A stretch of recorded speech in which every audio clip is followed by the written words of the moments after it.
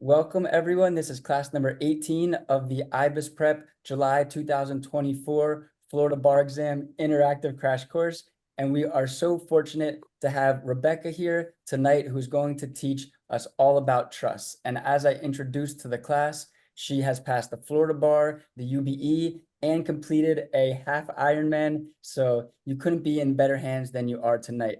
If you don't mind, Rebecca, taking over and sharing the screen, the floor is yours. Sure, thank you. Yeah, so like Andrew said, I'm going to be talking about trust today. I'm 1,000 years old, so how do I make this? If you're 1,000 years old, that makes me 1,000 years old plus.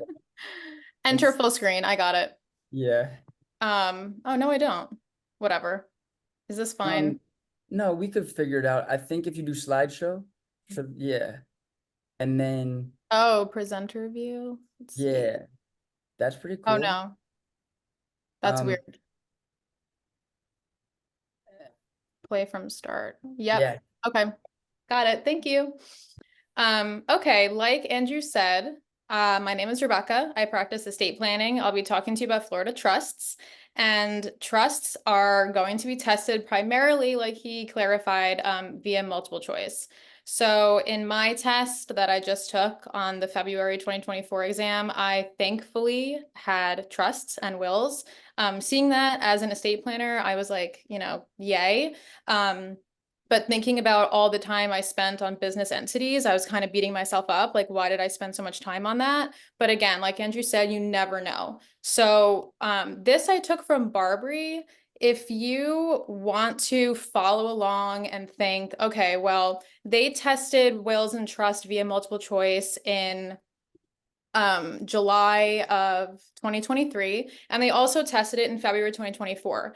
I could assume that they're not going to test it multiple choice in July 2024 because they tested it 2 tests in a row. You could do that, or you could study everything in general and make sure that no matter what they do, those people can do whatever they want. I'm going to be prepared. So I just pulled this just for the sake of knowing their frequency of what they're doing. Feel free to take a screenshot, but this will be available to you afterwards. But like you can see, Florida procedure is going to be tested every single time. Wills and trusts, we don't know, right? So that's just for your own, when you make your own study guides and your time allocating, this is just for you.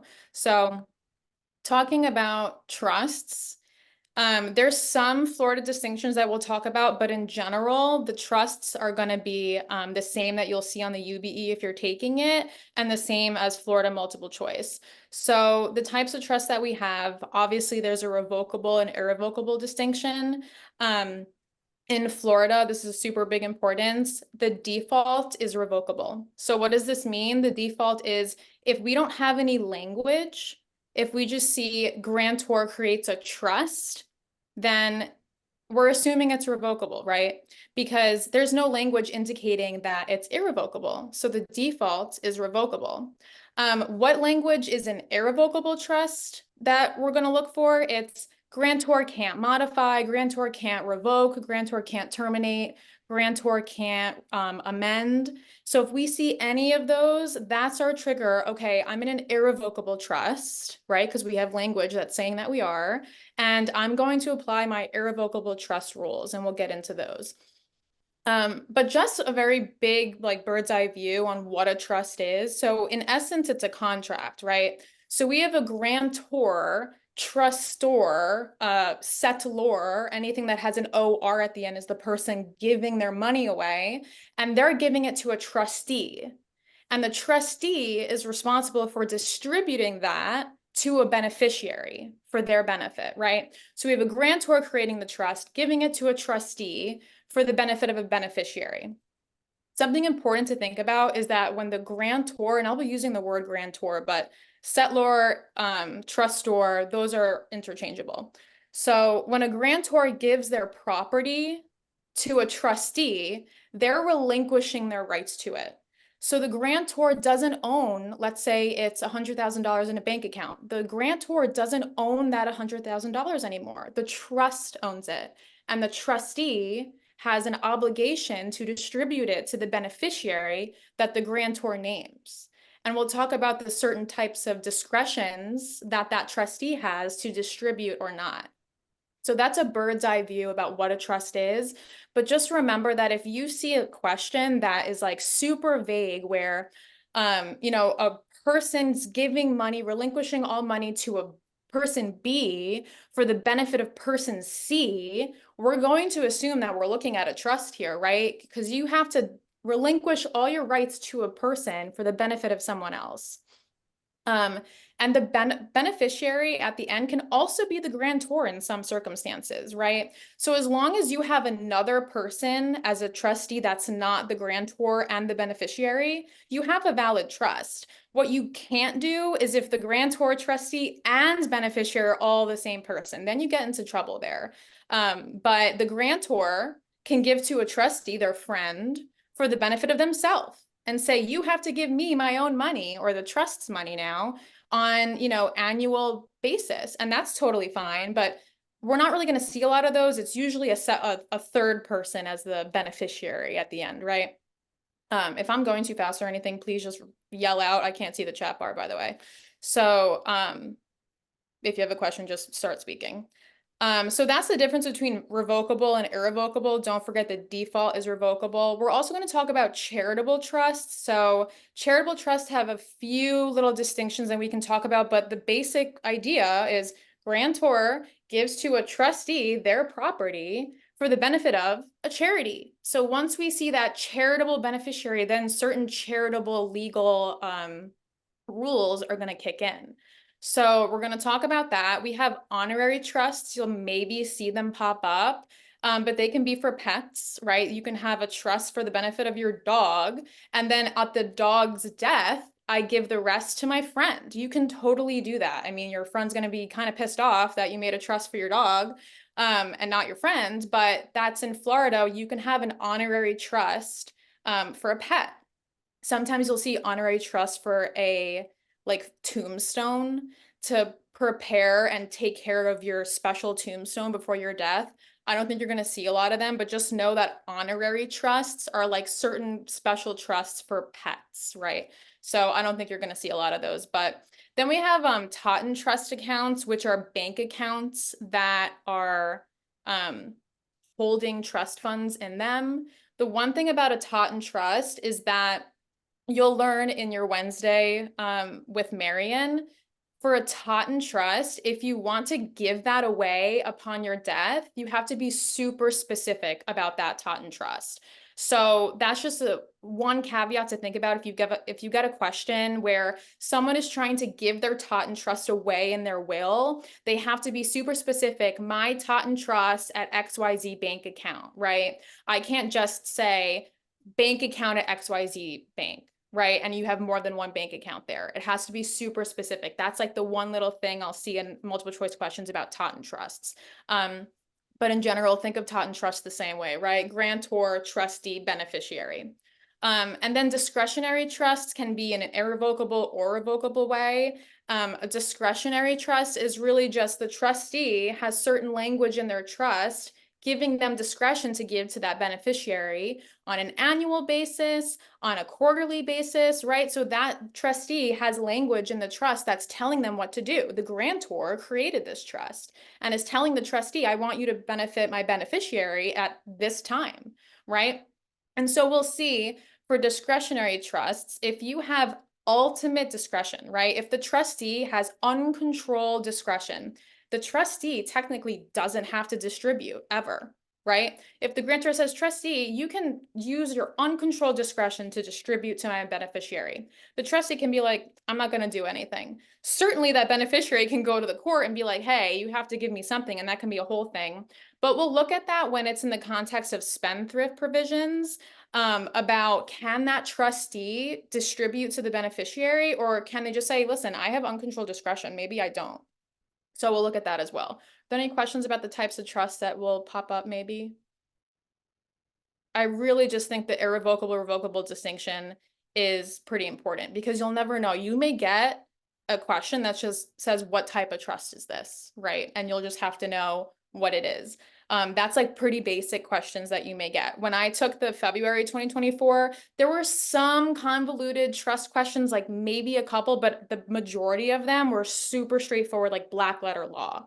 And I think if you just know what you're talking about, and if you read the statute, I know like saying read the statute, people are like, are you kidding me? But I'm onlinesunshine.com and I can put it in the chat. If you go to the probate code, and that's the Florida Probate and Trust Code, they'll take questions right out of that statute. And the Florida statutes are kind of easy to read. So that's just something, if you really are confused with the terminology here when we're done talking about this, I would go on onlinesunshine.com and read the probate statute and certain ones that you have questions on, and it'll show you straight up what it is and what they'll test on. So to create a trust, these are going to be the bulk of the multiple choice questions that you'll get on the exam. They're going to talk about, is a valid trust created, right? Like what's going on here? And so when we had this on an essay format, this is your, is a contract there, right? Is the Constitution applicable, right? This is the boilerplate elements that I'm going to give in an essay. And when it's in a multiple choice format, this is something I'm going to look for with the little distinctions that they talk about. So the first one with capacity, that's kind of easy, right? It has to be over 18 years old. And sometimes with capacity issues, you can get into the gray area of wills as well. And Marion can talk to you Wednesday about wills, that the testator, and that's someone who creates a will, has to have testamentary capacity, right? So testamentary capacity, the capacity to make a will, is a super low burden. People with dementia can make a will, right? You just have a lucid interval is the term that they use. But you can be suffering from Alzheimer's, suffering from dementia, and make a will, right? The capacity is super low for a testator. For a grantor in a trust, the capacity is a little bit higher because it's a contractual capacity. So think of a trust in its essence, a contract, which is kind of what it is, right? So when you see a capacity question with a trust, just know that it's a higher burden than a testamentary capacity with a will. That's the extent what I think is going to happen there. Deliver legal title to the trustee. I think they're going to ask a little bit about that, and I pulled some things to talk about there. For the benefit of an ascertainable beneficiary, they're going to talk about that for sure. And then with intent to make a trust, maybe they'll talk about intent, but I pulled something on intent just in case. And then for a valid legal purpose, I think is kind of easy, but there may be a couple little distinctions there that I also pulled. So let's just dive right into it. So the capacity thing I talked about, the grantor delivering legal title. So res, the word, like the phrase res, is just another way to say legal title of property, right? And so when I talk about property, the grantor giving property to the trustee to hold, I'm talking about real property, I'm talking about personal property, right? Any tangible property, my couches and my chairs in my house, you can do an assignments of tangible property clause into your trust. You can put anything into a trust, really. So when I say the word property, I'm like broadly talking about property. But there's a few exceptions here, right? So when you have to deliver legal title to the trustee, you have to relinquish your rights to it. So what does this mean? When I go to my bank account, I have to make the owner of my bank account the trust, right? If I want to put my house in the trust, I have to deed it to the trustee, right? You have to put your legal title into the trust. You can't own it anymore as grantor. So there's a delivery requirement that you have to fund the trust. So you can create a trust, but it's not operable, right? Like I can type on my computer, I'm creating this trust, blah, blah, blah. But the trust is not operable until it's funded. It needs to be funded with something to be a valid operable trust, right? The delivery requirement has to be satisfied. So the thing about the delivery requirement is that it applies to an inter vivos trust, which means during life. And we've seen that before, right? Inter vivos.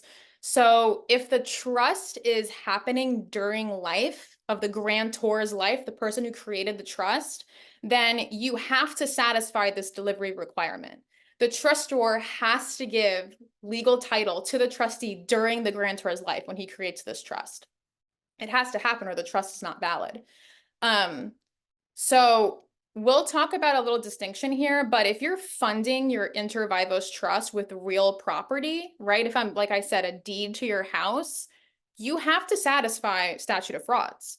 And that's what we learned in contracts, right? So contracts for the sale of land have to be in a writing or it violates statute of frauds. So it's the same thing in a trust. If you're funding your trust with property, you have to have it in a writing. The trust has to be in a writing and has to conform with the statute of frauds, and you have to have a valid deed. So why am I saying this? Because in Florida, you can have an oral trust, right? A grantor can, hopefully in front of a trustee and a beneficiary say, I am a grantor and I'm giving my trustee, $100,000 in my bank account for the benefit of Bobby beneficiary. You can orally say that to your trustee and beneficiary in front of you, and it's a valid trust. As long as you transfer that bank account from in your bank to that trustee, that's a valid oral trust. You don't have to have it in writing. But if you have real property, right, land being exchanged in this trust, I have to have it in a writing. And they're going to test on that, right? Grantor gives their house to trustee for beneficiary blah, blah through an oral trust. Bingo, like I'm going to look at the one that says this is not valid because it's a real property transaction. I'm going to circle that and be confident that I just got a right answer, right? Little things like that, just remembering. So that's an exception for an inter vivos trust for the delivery requirement, right? But the thing about the delivery requirement is that if you're making a testamentary trust, so what's a testamentary trust?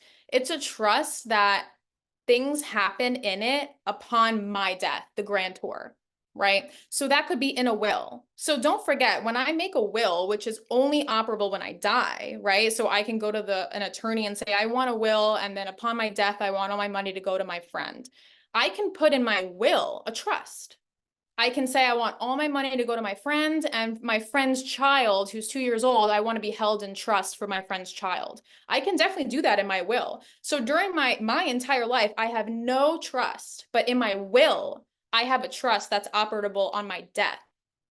If that happens, then the delivery requirement doesn't have to be satisfied because the delivery requirement is satisfied when my will is probated, right? So I'm making a trust in the future, technically, it's in my will, but I don't have to fund it with anything now because it's not in existence. It will be funded when my will is probated and my assets pass through my will into my trust and then through to the beneficiary. So those are the two exceptions that I would think about with the delivery requirement, right? So think about it in a real property sense where I have to have it in writing. And then if I have it in a testamentary sense where my trust is in a will, I also have to have that in writing. Why? Because we have a statute of wills, right? And Marian, again, will have the will lecture on Wednesday, but wills have to be in writing. There are no oral wills. You cannot do an oral will. It has to be in writing. So those are the two things I would look at when I see a multiple choice question talking about a writing. Did you, not to interrupt, but did you see it in the chat, Rob's question? No, so sorry. No, you're good, you're good. And Can you read it to me? yeah, don't look at the chat because usually Rob is spouting nonsense in there, but can you put your homestead home into a trust is his question. Yes, so that's a really good question. So the thing about homestead is don't forget if you're a married individual where you have a spouse, you can't devise your homestead away to a random person, right? That would be considered void and it would have to go to your spouse automatically. And I think you had a homestead lecture ready with Florida constitutional law, but you can put your homestead in a trust for sure. You can. But if the trust doesn't say my house, my homestead property is going to go to my spouse, it's going somewhere else, it's still void. I can't devise or give away or contract away my house during my life, first of all, without my spouse's consent, right? My spouse has to sign the mortgage, sign the paper with me, sign the transfer of my deed, and I can't devise it away from my spouse if I have a surviving spouse. So yes, you can put it in a trust, but you have to put it to your surviving spouse upon death or the transaction is void. This is reminding me of something else. So let's say you have a will, right? And the will leaves everything to your friend and you have a spouse, but you're like, I hate my spouse. I'm leaving everything to my friend. your spouse has the right to an elective share, which I think you've heard of, but the elective share means that your spouse can take, I believe it's 30%. Don't quote me on that. I'm pretty sure it's 30% though.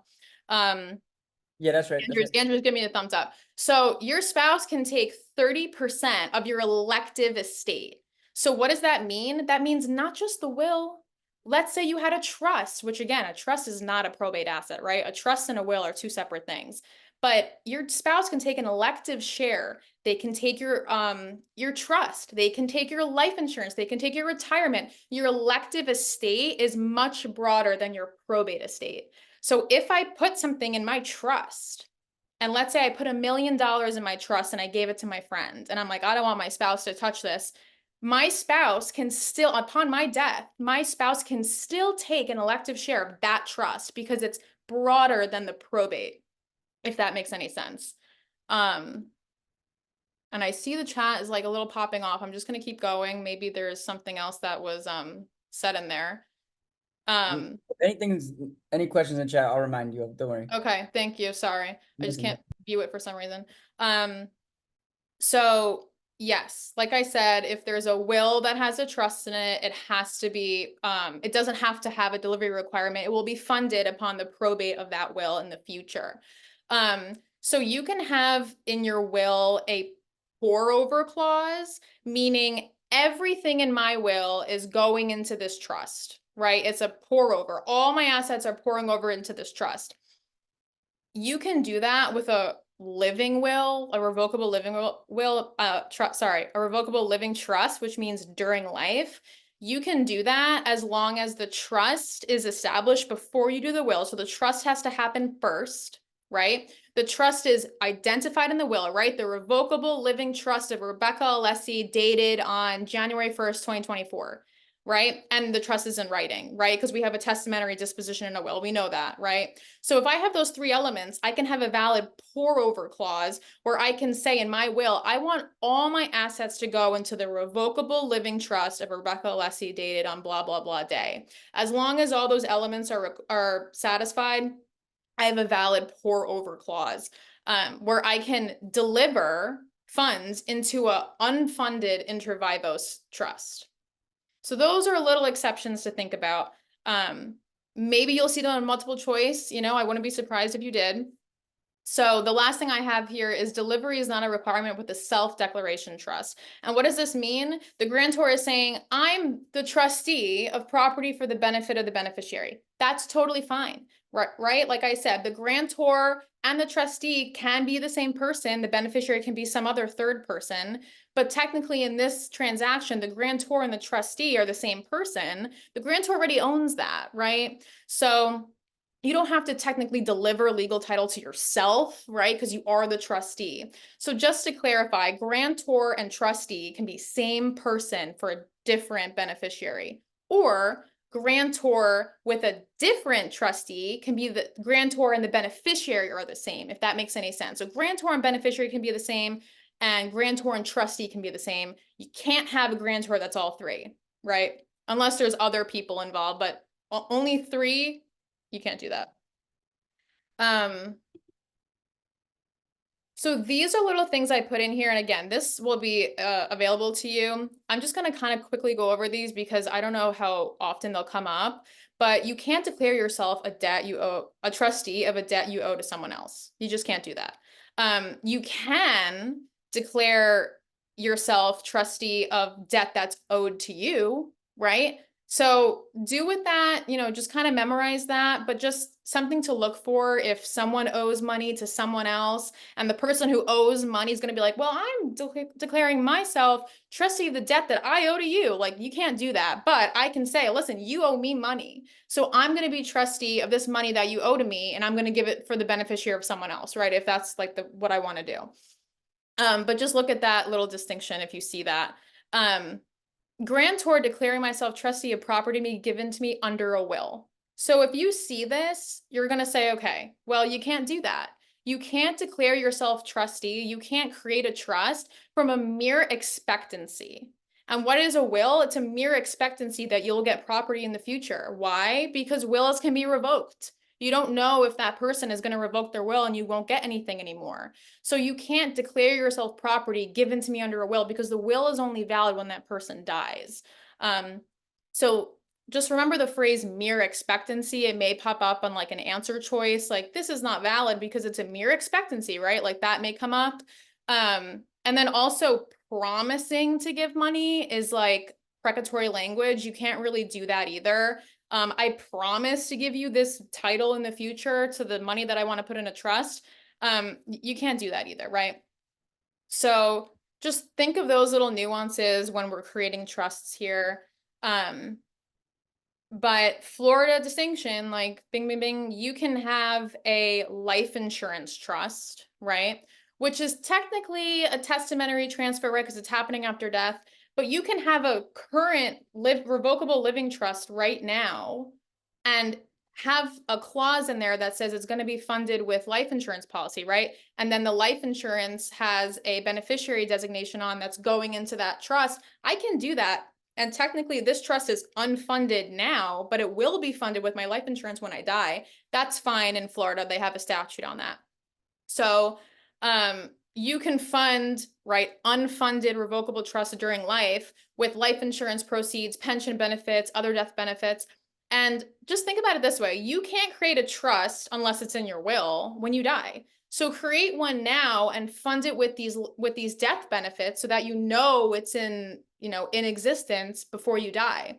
And Florida allows this. So, if you see a question with, grantor is funding the trust with life insurance proceeds, you can think, all right, well, that's valid. Like, I don't have to say like, this is invalid, right?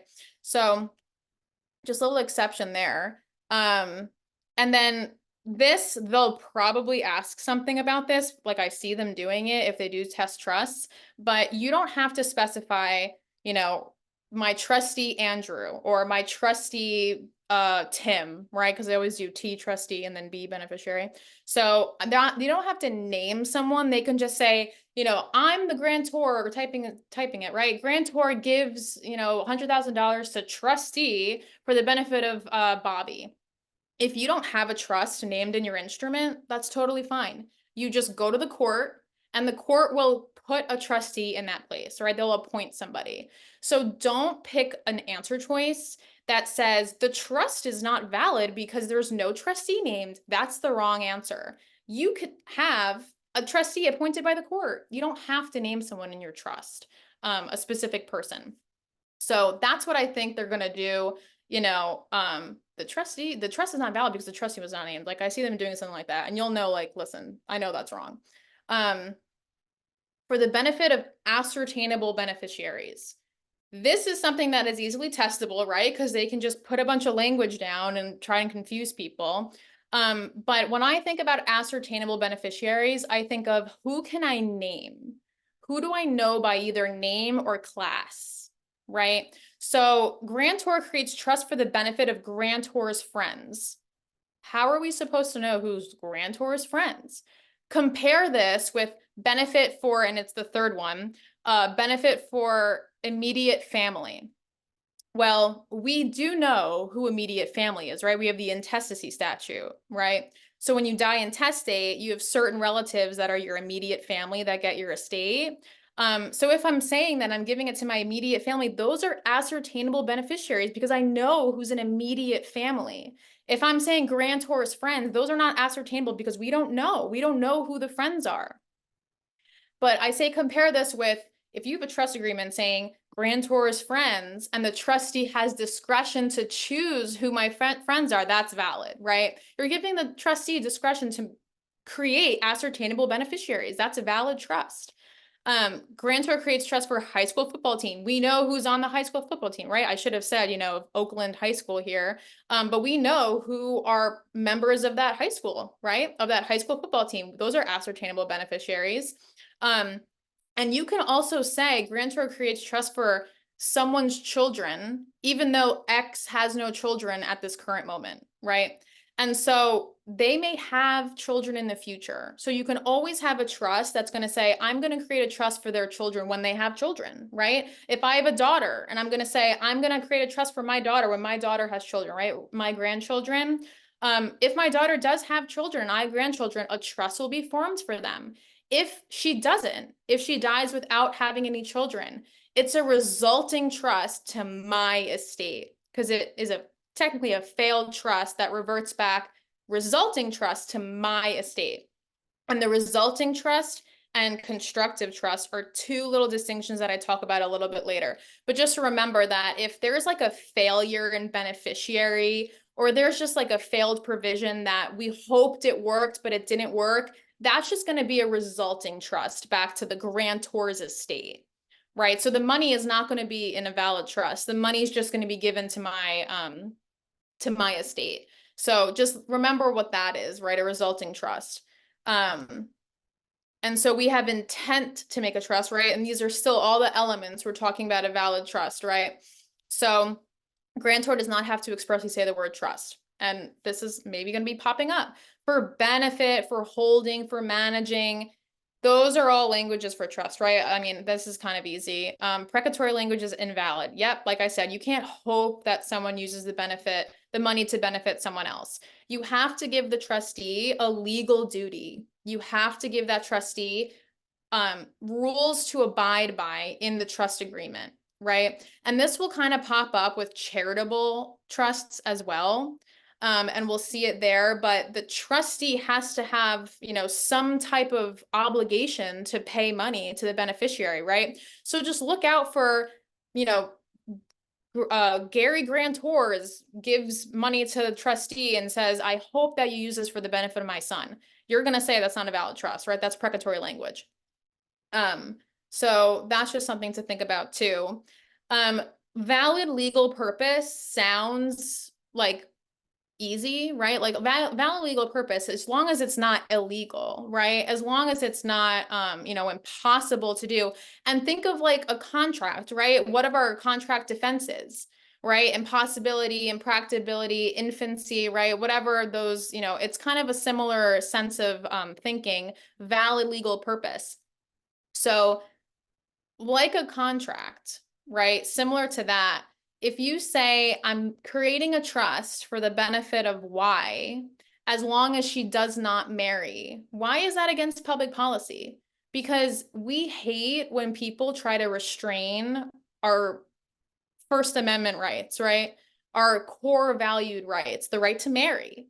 We have a right to marry. So if I'm saying, I'm going to give property to this person in trust as long as they don't marry, that's against public policy. That's against your right to marriage. But if you say, I'm giving money in trust for the benefit of Y until she remarries, that's valid, because technically Y is part of your family while they're married to someone, right? But then when they remarry, then they're kind of a stranger to you. So that's totally fine, because Y is already married. So you're not going to prevent marriage. You're just benefiting her until she remarries. So that's a distinction, may pop up. But I did see a multiple choice question on this, like when I was doing practice. So I think that's something to think about, right? And this may pop up somewhere else, right? If you're preventing marriage, just always think if there's a prevention in marriage, and think of the words, as long as she does not do this, right? Conditional language saying she cannot marry. I'm going to think that's against public policy, right? So other ways tested, obviously legal purpose, right? Right to restrain children as long as she does not have children. That's against public policy. Encouraging crime, as long as she does not practice this religion. That's against public policy. So those are all little things that they can test about, like a valid legal purpose. So those are kind of our normal elements for trusts. We also have charitable trusts, which will have the same normal elements, but the beneficiary would be a charity, right? So the beneficiary is a charity. And what is a charity? Well, we have certain qualifications that make it charitable. We have religious, medicine, science, government, research, and education. You'll know it when you see it, right? They're going to give it, and they may even say gives it to charity, right? The word's charity. Or they may say, research for cancer or something like that. Like, we'll know when it's a charitable beneficiary. It'll kind of just like, we can see what they're trying to say. So just be careful on how they create the trust for the charity, right? If they're just giving it to like all the, like I have it right here, all the children at the high school, that's not charitable. You're just giving the money to the kids, right? In trust for the kids for their benefit. But if you have, to trustee to utilize for the benefit of the education for kids, then I'm like, oh, the word education, that's going to be a charitable trust, right? And then you also have to look for like a policing mechanism. And that's what I kind of put here when it says utilize income to benefit education. So a lot of the times the trustee is going to have some type of policing mechanism that means that it's a charitable beneficiary at the end of it, right? So it's kind of just in comparison to giving it just outright to random beneficiaries, and some of them may be charitable and some may not. If you have like a trustee language that's directing them to pay a certain amount for education, the certain amount for research on this, like if you're really distributing exactly what you want to charitable beneficiaries, it'll be a valid charitable trust. But just look for the policing mechanism, and look for utilizing the money for a charitable purpose. I have a little thing here. I know how much we hate rule against perpetuities, but charitable trusts are not subject to rule against perpetuities.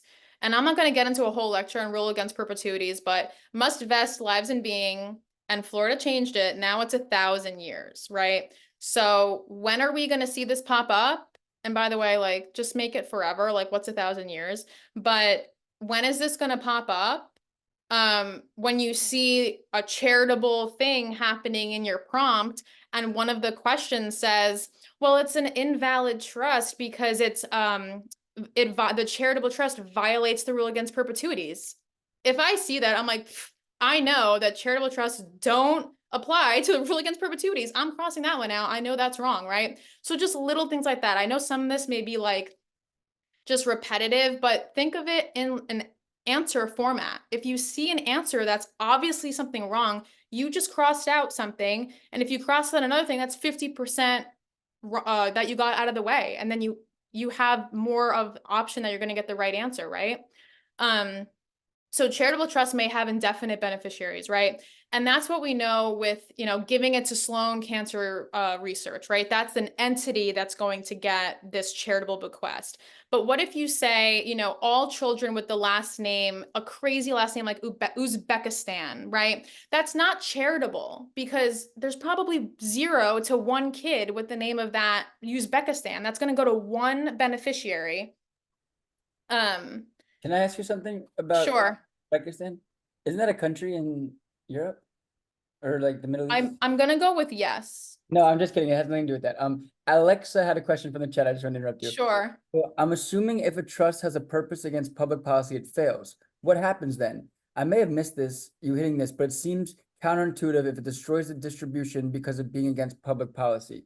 So, if a trust is against public policy, then it fails, but then what happens? Is it resulting trust or? Yeah. So I would think that it would be a resulting trust to the grantor's estate. And remember, it always will go to the grantor, the person who created it, estate, as a resulting trust. We're gonna talk about a constructive trust, which is what happens if there's like a little bit of like fraud going on in there, and I'll show you the changes. But just think of, if a trust is going to fail for some reason, it will likely be a resulting trust to the grantor's estate, meaning that the money is just going to go back to the grantor's estate. Yeah, But that's a good question. amazing. And just some points we love rap in this class. We've been talking about Drake and Kendrick Lamar a lot, and the album covers assignment is this week, so everyone has to make their album covers, and maybe it'll be a rap album or a rock album. So we're not against the rule against perpetuities. It's cool to note that it's been extended to 1,000 years. And a lot of people probably, are having trouble paying attention just because people are not the best at that. But they're gonna learn one thing today, right? And it's what Erica just taught us, that apparently Uzbekistan was formerly part of the Soviet Union. So you guys probably won't forget that one, right? All right, you can continue, Rebecca. I just wanted to. No, I'm happy that things are sticking in people's minds, right? And the stupidest little things will get you to think about this lecture and then get you to memorize a rule. And that's what I used to do when I was studying. Like I would memorize things in such a stupid way, only my head would like get it. But that's like just a memory thing that people do. But yeah, so if you give money in trust to a pretty specific group of people, it's not going to be a charitable purpose because there's no like indefinite beneficiaries going on. There's not a big group of people benefiting from this. But compare this to the other thing that I said, all residents of Cook County with the last name Smith, preference to those related to me. Let's say the grantor's last name is Smith, and they want to do a charity for all people named Smith in their county. That's charitable because there's probably a lot of people named Smith in this county, and all of those Smiths will be benefited by this charitable trust, right? And that will be a valid charitable trust. So why are we talking about charitable trust all the time? Because there's this doctrine that they love to test about, and it's SPre, or Pres, but I think it's Pre. So SPre doctrine means that if the grantor is creating a charitable trust, right, there's a valid charitable trust that the grantor makes, but when it's ready to distribute, right, we're ready to give this money to this charity that the grantor named, charity is gone, right? It's dissolved, the entity's not there anymore, something happens. And I'll see a question like this pop up, like research for polio vaccine or something like that. But then, 45 years later, when it's ready to be distributed, polio is already, like the vaccine has been created. So there's no purpose of this anymore. So what do we do in a situation like that when the charitable purpose is no longer in existence? Courts will use SPre. So that means that they're just going to give that trust fund to a similar charitable purpose, a similar charity. So they're just going to look for a general charitable intent of the grantor, right? And a specific charitable direction. So what does this mean? Maybe in the trust, if the grantor is saying, I want to give money in trust for the benefit of my 2 children, and if they're both dead, then I want to give it to, any organization that benefits dogs, right? So I would say that's a general charitable intent, right? Upon the death of my 2 children, I wanted to just go help dogs, but they didn't name a charity. They don't know where it's going. That would be kind of using SPre to say, listen, I'm just going to give it to a charity that benefits dogs because the grantor had intent to do that. So the thing about SPre to think about in the context of a multiple choice question, and this is what we want to think about, right, is you're going to see questions where the trust is going to terminate because the charity is no longer in existence. I'm going to think, no, they have to use SPre, right? The court doesn't want to terminate the trust. The court wants to reform the trust, especially if it's charitable, right? If I see a charitable trust, I'm not going to terminate that right away. I'm going to say, this is trying to help more people. I'm going to use SPre and give it to another similar charity, if anything. So just a quick note, the charitable intent is a pretty low burden for the grantor, right? You just have to find general charitable intent. If they can't find that, right? If it's like, and the question will be obvious, right? It'll be like, there's no general charitable intent. They wanted to give it to this one, but it doesn't exist anymore. Then they will terminate it. But I wouldn't think of that as the default. I would just think of the primary objective of the courts in a situation like this is to apply SPre and give it to a different charity that's a similar purpose. I think I have a multiple choice question here. Before we get into that, we have 2 questions from the Sure. chat. So if the court uses the Cypress Hill doctrine to give if the court uses SPre to give into another charity, is there any way it could go back to the original grantor like a resulting trust? So they're going to try and use SPre. So if you effectively use SPre, right, the courts are using SPre. Yes, we're doing that. They're going to give it to another charity that is similar purpose. If the trust doesn't have general charitable intent like we're talking about, the courts try to use SPre, but it doesn't work and it fails, then it will likely be a resulting trust back to the grantor's estate, right? So any failure, I'm pretty sure this, but any failure of that SPre will be a resulting trust to the grantor's estate. And then the other question is, could someone object to the charity that they pick? Could someone object to this? So you can always object to a trust. Like you can go to court and say, like, I think this trust should be terminated for X reason. So you can, but you have to have standing, and that's like kind of outside of the scope of bar prep, I think. That's just, I don't know if you're going to get a question about that, but just know that if you want to, say that a trust should be terminated for whatever reason, especially if you're a beneficiary. You can go to court and come up with an argument for sure. But also that's like kind of reminding me, so a trust is a private document, right? So wills get probated by the circuit court, and in Florida, they're called circuit courts. In New York, they're called circuit courts. But wills are probated. So when you're probating a will, those are public. It's public record. You can type in anyone's last name into the court docket. You can look at their will and read it. And that's why people are kind of like, I don't know if I want to do a will. But if you create a trust, which can do the exact same thing, it can give people things during your life, and then upon your death, it can also give people things. If you do a trust, those are private documents where really the only people that are going to see that trust is the grantor, is the trustee, and the beneficiaries. The only other people that may be able to see it are like if a creditor has to, petition the court to see it or something like that. But just think of trusts as like super private documents where they're not public record like a will is. That's just a little side note. So SPre, there's this doctrine that courts love to use. I have a multiple choice question if anyone is feeling super bold. If not, that's okay, but I'm gonna read it and let's see what we think the answer is. Simpson created an irrevocable trust, and also apologies if you saw this already, but let's just bear with me here. Simpson created an irrevocable trust with the proceeds from the sale of an investment property. The trust instrument designated Thomas to serve as trustee, right? Thomas trustee, and gave Thomas the duty to provide support payments to Simpson's children. So that's provisions of telling the trustee what to do, right? Support payments for Simpson's children, Alice and Brian.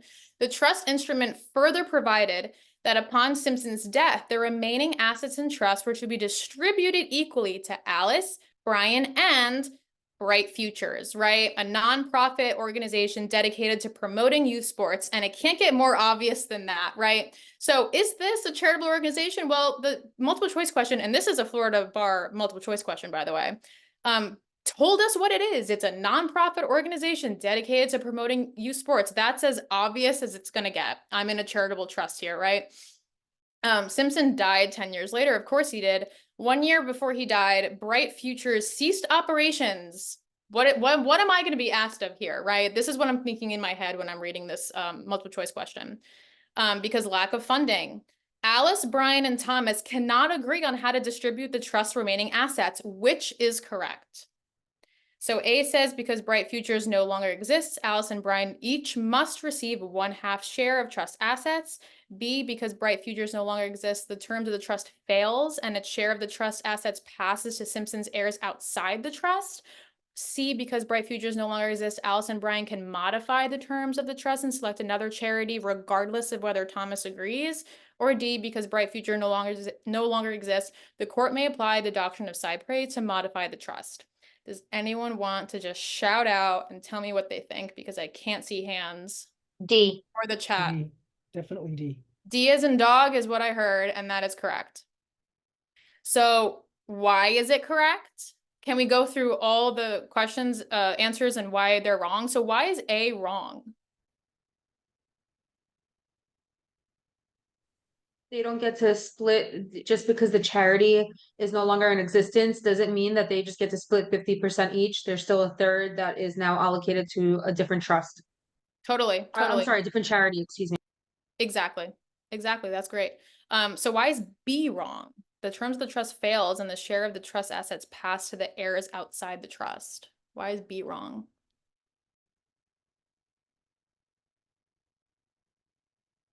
And this is kind of tricky because it's what we talked about, right? But why is B wrong as a default? I was gonna say, could it be because there's no pour over clause, so it wouldn't actually be like the people from the will would not actually be able to touch and penetrate the trust? So I see what you're going at, but I'm thinking of B as kind of like a resulting trust. If the trust fails, it will go to the grantor's estate, right? And the grantor's estate is outside their trust. So that's what I'm thinking about B, but I know that B's wrong. It's because B doesn't even talk about the default, which is SPre. So B is the exception. It's not the default. And we're asked about the default here, right? So why is C wrong? Because it no longer exists, Alice and Brian can modify the terms of the trust and select another charity. Why is C wrong? Because that would be the court's designation to do. Totally, totally. As soon as I see C and I'm like, Allison Bryan can modify the terms, I'm crossing that out, and I'm confident I cross it out because I know the court does SPre, not the trustees, not the beneficiaries, the court. So I'm picking D, and I'm comfortable picking D. So this is a question that the Florida Board of Bar Examiners created, right? That's kind of simple. That's straightforward of SPre. Now we're gonna move to spendthrift provisions. This can kind of get a little bit confusing, but it's super simple if you just like think of it in simplistic terms, and hopefully I can help doing that. But a spendthrift clause is language that's in a trust that says what I highlighted, right? No interest of the beneficiary is voluntarily or involuntarily assignable, transferable, or subject to the beneficiary's creditors. So if I see language in that, in the question saying that, I'm thinking about spendthrift.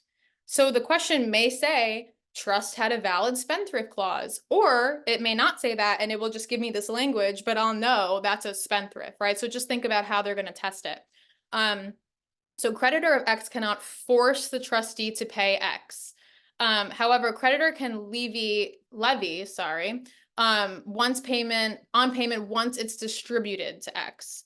So a spendthrift clause is going to allow the beneficiary a little bit of protection here, right? So let's think of what isn't a spendthrift clause. If I had no spendthrift clause and I have a trust that's being held for my benefit, and there's a trustee that's giving me money on, let's say, annual or quarterly, whatever, my creditors can go to the trustee and say, listen, they owe me money. I'm a creditor. Rebecca owes me money. Pay me directly. Pay the creditor directly. It bypasses me entirely. I don't get anything. They can get what's called a writ of garnishment from the court and have the trustee pay the creditor directly. Bypasses me entirely. And that's in the context of no spendthrift provision. Right? So they will force the trustee to pay money to the creditor, bypassing the beneficiary, me. So if I have a spendthrift, a valid spendthrift clause in my trust, right? I see this language or I see the word spendthrift, then the creditor can't force the trustee to pay and bypass me. The creditor has to wait until the trustee distributes to me finally. And then they can go after the funds that I have in my account because now it's my funds, like obviously, right? So what the creditor can do is wait for the trustee to then finally distribute to me and then go after me. They can do that, but they can't get a writ of garnishment and get the funds that the trustee's holding and go directly to the creditor. They can't do that if I have a valid spendthrift provision in there. So why do we care about this? Because the trustee may be like, listen, let's say the trustee and the beneficiary are related to each other. They can be like, listen, I'm not going to give you any money because your creditor is just going to take it. And the beneficiary is like, yep, don't do it because I don't want my creditor getting any money. So if there's a valid spendthrift clause, the trustee can be like, I'm helping you out here and I'm not going to give you anything, right? So obviously we have the default spendthrift, but there's also going to be an exception, right? And so these exceptions are kind of similar to who can pierce homestead exceptions, but keep them separate, right? So we have homestead exceptions, who can pierce homestead, and we have mortgage, we have government tax, we have, someone think of the other one that I didn't prepare for homestead today, but we have homestead creditors, right, that can pierce homestead protection. But then we have spendthrift creditors that can pierce spendthrift protection in a trust. Keep those two separate because they're not the same. So for spendthrift creditors, you can pierce it. So even this is what's happening here. Even if there's a valid spendthrift clause, the creditor can still pierce that trust and get money directly paid to the creditor, writ of garnishment, right? That's what we want to do. We want it directly to the creditor because we don't want the beneficiary spending the money, right? And doing whatever they want. So I can pierce spendthrift if I'm one of these people, if the grantor is the beneficiary in a revocable trust. So if the grantor is a beneficiary and they create a revocable trust, then they can just get rid of the trust whenever they want. obviously it's a revocable trust. So get rid of it and give me the money. So I can pierce that. Claims against alimony and child support. Florida loves protecting the spouse and protecting the kids, right? So just think about if it's alimony or child support, I can pierce that spendthrift. Claims against for tax, for government things, right? The government always succeeds. I always think about the government has, you know, the ability to take our money whenever we want. That's how I think of it. And then claims from attorney who protected beneficiaries' interest in the trust. So if I hired an attorney to help me with something related to my trust and then I didn't pay them, then they can go after they can pierce my spendthrift and tell the trustee, pay me directly. And that's kind of a given, right? I'm an attorney and I helped you and now I can take your money.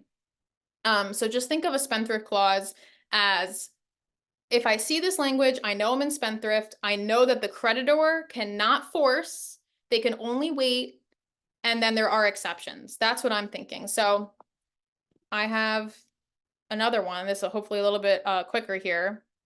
Worried about time. Benny is delinquent on a $15,000 credit card with Credit Bank. Benny is also the beneficiary of an irrevocable trust established for his support by his late mother. A trustee has a duty to make quarterly payments of $2,500 to Benny for the income generated by the trust assets. The trust also includes a valid spendthrift provision. I didn't even have to do the work here. They told me. Credit Bank has threatened to sue Benny. Benny seeks your advice about whether Credit Bank can reach the payments that Benny receives from the trust if it obtains a judgment, which is correct. Well, I have a valid spendthrift. So let me go through this and see what can I do if I have a valid spendthrift. Also, Credit Bank. Do we think Credit Bank is a piercing the spendthrift creditor? Anyone? No. I heard No. a no. Totally correct. Because why? Because a credit bank is not a spouse. Credit bank is not child support. Credit bank is not anything that we just said, right? It's just a credit card. Regular credit card bills are just regular creditors. With the spendthrift protection, they, you know, can't really do anything. They just have to wait. So what do we see here? A, credit bank can force a trustee to make quarterly payments directly to credit bank until the debt is satisfied. What do we think about A?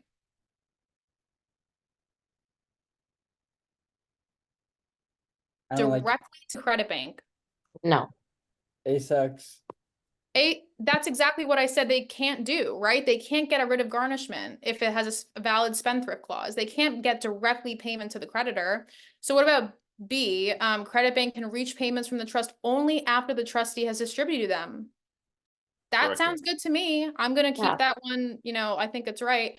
Credit bank cannot reach the quarterly payments. Well, I know they can if they wait enough and that it gets distributed. And Benny can voluntarily transfer his interest. No. I can't voluntarily transfer my interest because I have a spendthrift provision. And what is a spendthrift provision?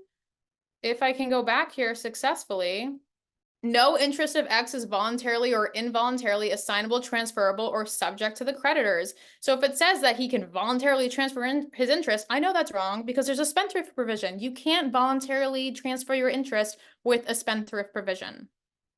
Hopefully that makes sense. Andrew, how am I with time right now? Am I really screwed? No, you're good. Take your time. Okay. What, yeah, 20, 30 more minutes, you're good. Okay. So then we're gonna have another type of subtopic with trust, breach of fiduciary and trustee duty. I think they're gonna test, you know, a decent amount about this if they do test trusts.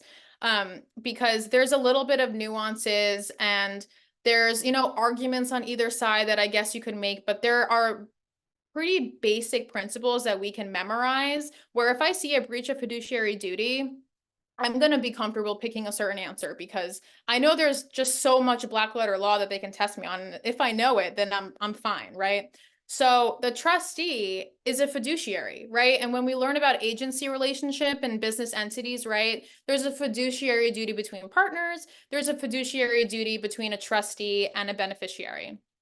Right, so we have the duty of loyalty, and this looks familiar to us, must perform in good faith. I put these two exceptions here because I have seen in like bar prep material that they'll put this here, and just in case they decide to test it, you've seen it. You're like, oh, well, this is on Rebecca's slides. That's great. So trustee hiring a family member. So that kind of sounds fishy, right?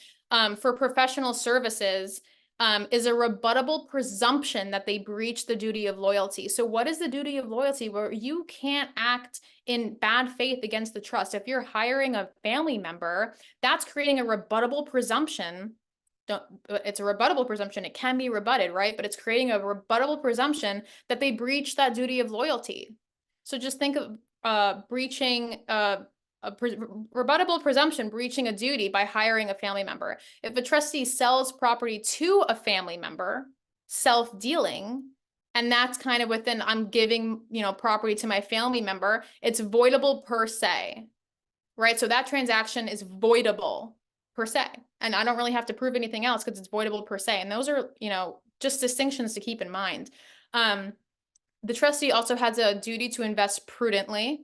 They can't commingle. They can't use the trust funds with their own funds in the same bank account. So as soon as you see a multiple choice question saying the trustee put the trust funds in their own bank account, I'm going to be like, all right, where's the commingling answer on this? Because I know that's the correct answer. They also have a duty to diversify.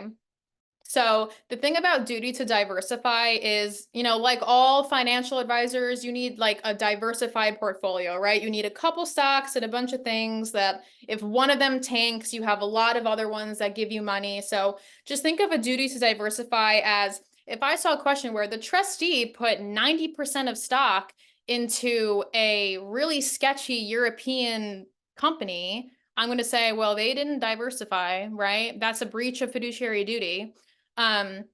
Produce reasonable income. I would see this as the trustee is purchasing something that doesn't produce a lot of income. It's kind of like, just sitting there, like maybe it's a rental apartment, but it's not really doing well in rent. So it has to produce reasonable income. And like when I say the word reasonable, they can get away with a little bit more here, but I think what they're going to test on is like a commingling and diversifying question. So there is a Florida rule where you have this looking at a portfolio of stocks, right? Looking at a portfolio of assets that are held by this trust that the trustee has a fiduciary duty to look over, right? So the Florida rule is that I'm going to look at this as a whole. So if, like I said, if one of the stocks tanks, that doesn't necessarily mean that the trustee is not being a prudent investor. That's what happens with the stock market, right? You try and make a good investment, you diversify your portfolio. If one of them tanks and you have 10 other stocks, that's not necessarily a breach. So just think of Florida rule. I'm going to look at the whole portfolio. I have a question on this coming up, but also duty for impartiality to beneficiaries, right? So if the trust says, I have Alice and Brian as my beneficiaries to be distributed equally, and they're only giving money to Alice, I'm breaching my fiduciary duty. I'm not impartial to my beneficiaries. And then accounting to qualified beneficiaries of an irrevocable trust. I get more into accounting in a little bit, but just think of qualified beneficiaries as beneficiaries who are either getting income or principal, right? Simplifying that, principal is the asset itself, the bank account, the apartment complex. The income is what those assets generate. So the bank account has, interest accruing. That's income to the trust. The apartment complex has rent that's being paid. That's income, right? So principal and income. That's how I think about it. That's just like super, I don't think they're going to ask you a really convoluted question on the difference between principal and income.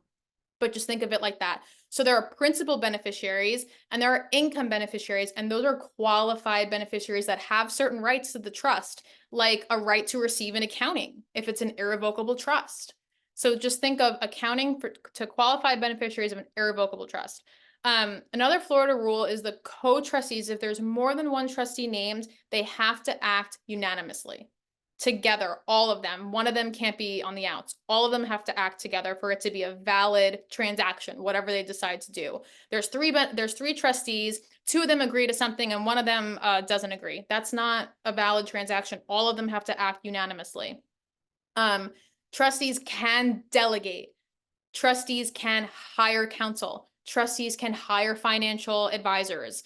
If they're doing that in good faith, that's not a breach of fiduciary duty, right? So think of a duty for the trustee, a fiduciary duty, as it is an important duty, but the trustee can get away with, a decent amount here, right? They can delegate out, they have the power to lease, sell, mortgage, repay debts. They have a lot of power of what to do with the trust assets, and it's not necessarily a breach of duty if, maybe the financial advisor accidentally tanks a stock like that. I wouldn't jump onto a question that says it's a breach of fiduciary duty. Like, I would kind of be like, well, I know that the fiduciary duty is kind of lenient. So just think of it in that kind of context. I have another question. Sanders created a revocable trust for the support of his nephew, Nelson. Sanders appoints Turner as trustee and contributes to the trust publicly traded holdings of the brokerage account value of $1 million. The payments that Nelson receives from the trust come from income generated by trust assets. That's what income is, right? Or the proceeds from selling trust assets. Turner hired a financial advisor. That's okay, right? To assist with managing the trust assets. We can delegate. The value of the securities in the trust held steady for 3 years. Over that time, Turner monitored the security performance and provided annual accountings to Nelson. Well, guess what? He's a qualified beneficiary. He has a right to an accounting. Looks like he's doing everything right in my eyes. In 3 months since Turner last provided an accounting to Nelson, the value of securities held by the trust dropped by 50%. Ooh, dropped by half. Let's see what this is asking me, though. Remember, I'm thinking fiduciary breach, kind of lenient, maybe portfolio thing, maybe diversifying thing. Nelson has been asking Turner whether downturns in certain segments of the stock market have affected the trust, but Turner has not yet responded. All right, maybe he's just busy. Nelson seeks your advice about whether he can take any action against Turner. What is correct? A, because the trust remains revocable, only Sanders may request that the court remove Turner as a trustee. What's wrong with A? Or what do we think about A?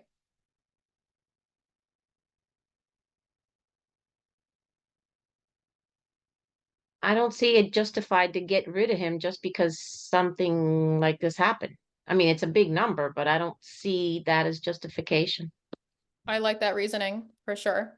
So let's go to B. Turner's hiring of financial advisor was a breach of trust because the trustee may not delegate one of her duties to a third party. What do we know about B here? So that's basically a rule that they can do. So I'm looking at B and I go, yay, I can X something out and feel totally confident doing that. And now I have 3 to choose from, right? So just think of those things. If I know black letter law, I can get rid of something and narrow down my choices to the right answer. Just always think of that. C, a substantial diminution in value of the trust assets standing alone does not establish a breach of trust. What about C? That sounds good. I think Yeah. that sounds good too. Totally. Because that's kind of what we talked about, right? Yes, you can lose value, but does that necessarily mean a breach of trust? He looks like he did everything else fine too, right? The question's kind of framing it where he did everything correct. Like, I don't know if you can pick up on the language, but they're trying to get you to think like yes, things happen, but he did everything correctly. Nelson, and D says Nelson does not have standing to bring an action of breach of trust or to request an accounting because he's not a qualified beneficiary. What is wrong with D? He has standing to bring a breach of trust. It's just in this case, there's no breach of trust, correct? So totally, he has standing because he says he's not a qualified beneficiary, but up here it says that he's receiving trust income. To me, he is. So I know D's wrong. So I'm going to pick C, right? Substantial diminution, and I'm going to feel confident picking C. So that's great. Good job. This is again with the breach of fiduciary duty continued. A trust can have an exculpatory clause. And where have we seen this before? Sometimes we see them in contracts. Sometimes we see them in business entities. And what is an exculpatory clause? They're not liable for doing insert thing here, right? So what is a valid exculpatory clause? If you just say, listen, if it was in good faith, if it was ordinary negligence, they're not liable, they're exculpated, however you create that word. But it's totally valid if I have language like that. If I have an exculpatory clause that's invalid, it's because I said if they performed with recklessness, bad faith, or intentional conduct, they're not liable. That's totally against public policy, right? If someone acted in bad faith, we're going to let them get away with it, even if we have exculpatory clause, no way. So if I see a question that has an exculpatory clause saying, trustee is not liable for duties performed in bad faith, and then the trustee acts in bad faith and, I don't know, commingles assets or something. If I see a question that says, well, the exculpatory clause is valid, so the trustee gets off, I'm going to X that out because I know, hey, the exculpatory clause here is invalid because you can't say that they're not liable for bad faith things, right? So think about it in a multiple choice context. If trustee breaches the duty, right, and this is kind of what we were talking about, if the breach happens, right, he commingled, he didn't diversify, he, sold to a family member, he self-dealed, the beneficiary can ratify it. And this is, again, it's a very similar circumstance to agency law, right? Beneficiary can ratify and say, that's fine, whatever, you have my blessing, we'll move on. So that could happen. The beneficiary can sue to remove. Like we said, you can go to court and judicially petition to have the trustee removed. And you can also surcharge that trustee and say, listen, you lost a lot of money. I'm going to have you pay me personally, right? That's when you surcharge the trustee. And also, if I can trace my loss as a beneficiary, I can recover that property. If that went to a third party or something, there's some stuff that could happen over there. But if I can trace that successfully, I can recover that property. And that just comes up in a context of if you're going to remove a trustee. But if you, again, like I said, co-trustees have to act unanimously in Florida.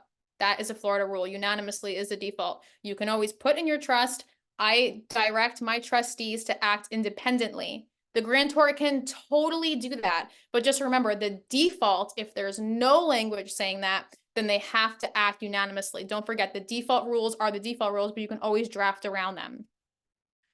So don't freak out if the multiple choice question says that he has a provision in the trust saying that they can act independently. I'm not going to be like, oh my God, well, he can't do that. Yes, he can. You can direct your trust to do anything as long as you're not going against, an illegal purpose or something.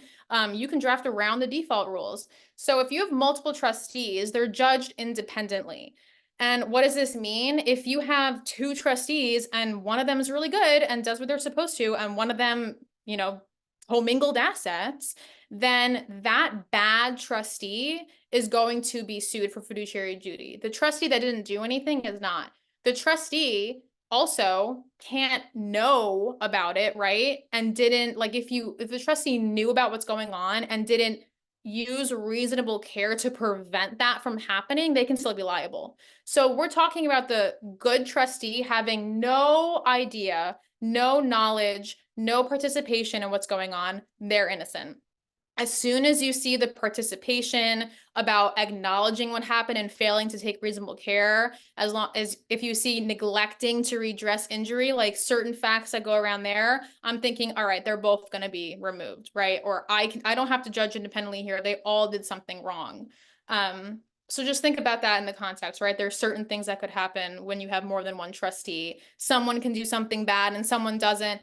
Who's liable for this, right? I'm looking at a multiple choice question in my head right now. If trustee A and B, if trustee A commingled, but then told trustee B that they're about to do this and, you can't stop me, and trustee B didn't do anything, then I'm not picking the answer that says only A is liable for their commingling, right? I'm going to say, well, A is liable for commingling and B is liable for failing to use reasonable care. So again, just think about it in, am I going to see a multiple choice question that looks like this?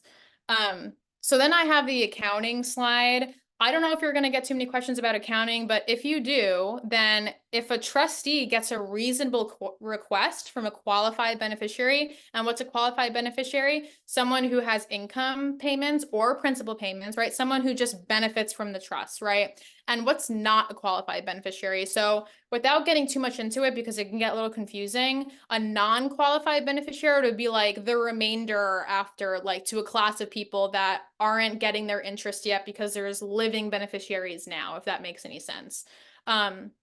So upon reasonable request, the trustee has to provide qualified beneficiaries with relevant information of the assets, of liabilities. And that's not technically an accounting, that's just information. So there's a duty to inform about what's going on with the trust.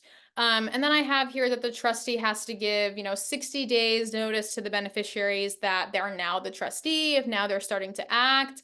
But the trust agreement may say otherwise, but beneficiaries are not automatically entitled to accountings if the trust is revocable. So if the trust is revocable, the qualified beneficiaries can request information reasonably and say, hey, I need information on the trust. And the revocable trustee is going to be like, sure, like, here you go. But if the trust is silent, then the qualified beneficiaries can't say, I demand an accounting. They can't do that if it's a revocable trust.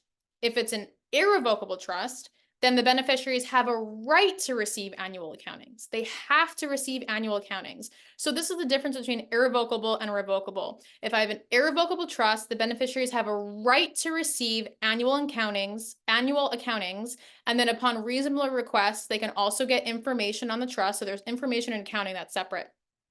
But if I have only a revocable trust, then the beneficiaries are not entitled, like they are entitled in irrevocable. The revocable are not entitled to receive an accounting. But the trust agreement, again, can rewrite the default rules and say otherwise, but just look for the question, the answer choice that says the beneficiaries of a revocable trust have a right to an accounting, right? Like I'm going to cross that out. Just like, I know when I say these rules, you're kind of like, oh, there's so much going on here, but just think about like, I know the black letter law, if I see it on the multiple choice question that does the inverse of it, because that's what they'll do, right? Like we just saw those questions, they'll say it in the wrong way and you'll be like, well, I know that's wrong, so I'm going to cross that out. Just think about, how it's going to help you when you see the multiple choice questions. This I talked about, right? Income beneficiary and principal beneficiary. I talked about income and principal. Again, these slides are here for you if you need to look at it, and I'm happy to answer more questions about income and principal, but I think that's kind of outside the scope of the bar exam. So to terminate a trust, they may ask questions on terminating the trust, and I'm going to keep this a little bit short because I know I'm running low on time. But like I said, revocable, grantor can act alone and revoke it. If you have a revocable with community property, and what's community property? It's interchangeable with marital property, right? So if I put marital assets, the family home, into a trust, then it can be revoked by either spouse acting alone or modified by both acting together. That's just a little exception to remember, right? So revocable with community property, revoked by either spouse alone or modified by both spouse modifying it together if it has community property. An uneconomic trust can be terminated if it's less than $50,000. That is a statutory provision in Florida. So if it's less than $50,000, we can terminate it. But if the trust says you may not terminate this trust if it's uneconomical, then you can't, right? Unless it's expressly prohibited, then you can terminate if it's less than $50,000. And so if you're going to modify or terminate an irrevocable trust, there's two ways to do it. You can do it without court approval and say, listen, and usually if you have an irrevocable trust, that means that the grantor died, because grantors create revocable trusts during life that become irrevocable upon the grantor's death, typically. But just remember that if I have an irrevocable trust that I want to terminate, I want to modify this, I can do it without court approval. I can just do it, not going to court at all, as long as all trustees and all beneficiaries unanimously agree. If that happens, we're good to go. We can terminate it. We can modify it, whatever, as long as all trustees and all beneficiaries agree. Sometimes that's hard though, and there's a billion trustees or a billion beneficiaries. How are we all going to unanimously agree? Well, maybe we can't, and we have to go to court. So if you go to court, this is something to think about. Trustee or qualified beneficiary may petition the court. So the question will come, don't worry, I already prepared us, but you can petition the court if you're a trustee or if you're a qualified beneficiary. It's not both, it's or. So either trustee or qualified beneficiary can petition. So the court can modify or terminate an irrevocable trust as long as it's not inconsistent with the settlor's purpose. So how do we know if it's not inconsistent? We're going to look at clear and convincing intent, right? So it was the purpose of the settlor to provide for their family, right? And let's say the family is completely well off and they don't need any more money and it's a burden to have the trust. Maybe we can terminate this because it's not inconsistent with the settlor's purpose, right? The family is already cared for and provided for, and they don't need the trust, you know? So I have some examples here that would come up if you see something that's not inconsistent with the seller's purpose to terminate it.